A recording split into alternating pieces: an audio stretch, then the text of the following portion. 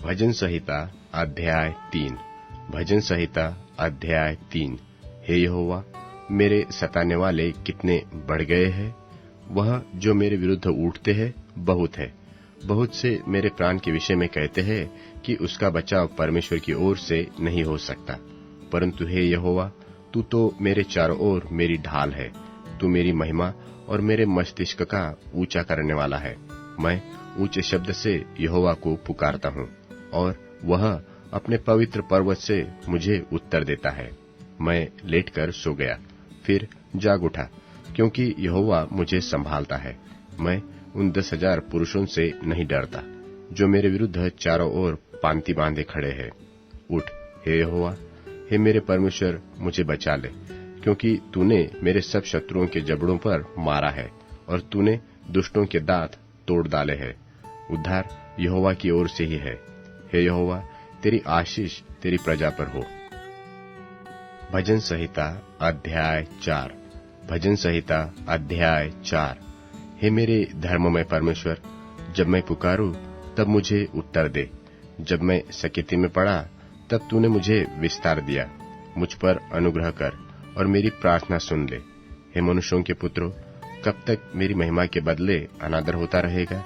तुम कब तक व्यर्थ बातों से प्रीति रखोगे और झूठी युक्ति की खोज में रहोगे? यह जान लो कि यहोवा ने भक्त को अपने लिए अलग कर रखा है। जब मैं यहोवा को पुकारूंगा तब वह सुन लेगा। कांपते रहो और पाप मत करो। अपने अपने बिछौने पर मन ही मन सोचो और चुपचाप रहो। धर्म के बलिदान चढ़ाओ और यहोवा परमेश्वर पर भरोसा रखो। बहुत से है जो कहते हैं कि कौन हमको कुछ भलाई दिखाएगा। हे यहोवा, तू अपने मुख का प्रकाश हम पर चमका। तूने मेरे मन में उससे कहीं अधिक आनंद भर दिया है जो उनको अन्न और दाख मधु की बढ़ती से होती थी। मैं शांति से लेट जाऊंगा और सो जाऊंगा, क्योंकि हे यहोवा, केवल तू ही मुझको एकांत में निश्चित रहने देता है। भजन संहिता अध्याय 5। भजन संहिता अध्याय 5। हे यहोवा, मेरे वचनों पर कान लगा, मेरे ध्यान करने की ओर मन लगा। हे मेरे राजा, हे मेरे परमेश्वर, तेरी दोहाई पर ध्यान दे, क्योंकि मैं तुझी से प्रार्थना करता हूँ। हे यहोवा, भोर को मेरी वाणी तुझे सुनाई देगी। मैं भोर को प्रार्थना करके तेरी बाट जोहूंगा, क्योंकि तू ऐसा परमेश्वर नहीं जो दुष्टता से प्रसन्न हो। बुराई तेरे साथ नहीं रह सकती। घमंडी तेरे सन्मुख खड़े हो न पाएंगे। तुझे अब अनर्थकारियों से घृणा है। तू उनको जो झूठ बोलते हैं नाश करेगा। यहोवा तो हत्यारे और छली मनुष्य से घृणा करता है, परंतु मैं तो तेरी अपार करुणा के कारण तेरे भवन में आऊंगा। मैं तेरा भय मानकर तेरे पवित्र मंदिर की ओर दंडवत करूंगा। हे यहोवा, मेरे शत्रुओं के कारण अपने धर्म के मार्ग में मेरी अगुवाई कर। मेरे आगे आगे अपने सीधे मार्ग को दिखा, क्योंकि उनके मुंह में कोई सच्चाई नहीं। उनके मन में निरी दुष्टता है। उनका गला खुली हुई कब्र है। वे अपनी जीभ से चिकनी चुपड़ी बातें करते हैं। हे परमेश्वर, तू उनको दोषी ठहरा। वे अपनी ही युक्तियों से आप ही गिर जाए। उनको उनके अपराधों की अधिकाई के कारण निहाल बाहर कर, क्योंकि उन्होंने तुझसे बलवा किया है। परंतु जितने तुझ पर भरोसा रखते हैं वे सब आनंद करे। वे सर्वदा ऊंचे स्वर से गाते रहे, क्योंकि तू उनकी रक्षा करता है। और जो तेरे नाम के प्रेमी है तुझसे प्रफुल्लित हो, क्योंकि तू धर्मी को आशीष देगा। हे यहोवा, तू उनको अपने अनुग्रह रूपी ढाल से घेरे रहेगा। कुरिन्थियों के नाम पौलुस प्रेरित की दूसरी पत्री 12वां अध्याय। यद्यपि घमंड करना तो मेरे लिए ठीक नहीं, तो भी करना पड़ता है। सो मैं प्रभु के दिए हुए दर्शनों और प्रकाशों की चर्चा करूंगा। मैं मसीह में एक मनुष्य को जानता हूँ।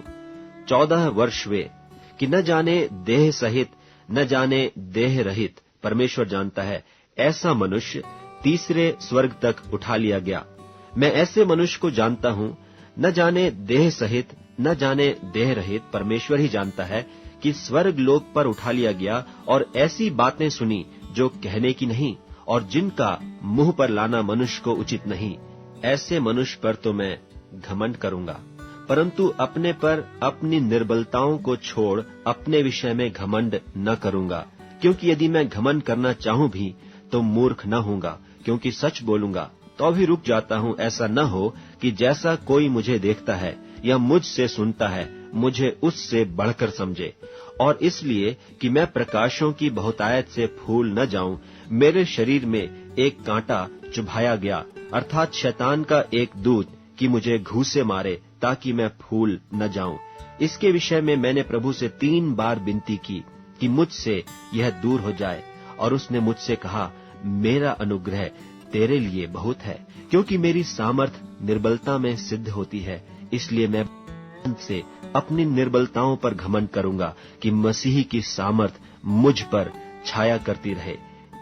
इस कारण मैं मसीह के लिए निर्बलताओं और निंदाओं में और दरिद्रता में और उपद्रवों में और संकटों में प्रसन्न हूँ, क्योंकि जब मैं निर्बल होता हूँ तभी बलवंत होता हूँ। मैं मूर्ख तो बना, परंतु तुम ही ने मुझसे यह बरबस करवाया। तुम्हें तो मेरी प्रशंसा करनी चाहिए थी, क्योंकि यद्यपि मैं कुछ भी नहीं तो भी उन बड़े से बड़े प्रेरितों से किसी बात में कम नहीं हूँ। प्रेरित के लक्षण भी तुम्हारे बीच सब प्रकार के धीरज सहित चिन्हों और अद्भुत कामों और सामर्थ के कामों से दिखाए गए। तुम कौन सी बात में और कलीसियाओं से कम थे? केवल इसमें कि मैंने तुम पर अपना भार न रखा। मेरा यह अन्याय क्षमा करो। देखो, मैं तीसरी बार तुम्हारे पास आने को तैयार हूँ, और मैं तुम पर कोई भार न रखूंगा, क्योंकि मैं तुम्हारी संपत्ति नहीं वरन तुम ही को चाहता हूँ। क्योंकि लड़के बालों को माता पिता के लिए धन बटोरना न चाहिए, पर माता पिता को लड़के बालों के लिए। मैं तुम्हारी आत्माओं के लिए बहुत आनंद से खर्च करूंगा, वरन आप भी खर्च हो जाऊंगा। क्या जितना बढ़कर मैं तुमसे प्रेम रखता हूँ उतना ही घटकर तुम मुझसे प्रेम रखोगे? ऐसा हो सकता है कि मैंने तुम पर बोझ नहीं डाला, परंतु चतुराई से तुम्हें धोखा देकर फंसा लिया। भला जिन्हें मैंने तुम्हारे पास भेजा, क्या उनमें से किसी के द्वारा मैंने छल करके तुमसे कुछ ले लिया? मैंने तीतुस को समझाकर उसके साथ उस भाई को भेजा, तो क्या तीतुस ने छल करके तुमसे कुछ लिया? क्या हम एक ही आत्मा के चलाए न चले? क्या एक ही लीक पर न चले? तुम अभी तक समझ रहे होगे कि हम तुम्हारे सामने प्रत्युत्तर दे रहे हैं।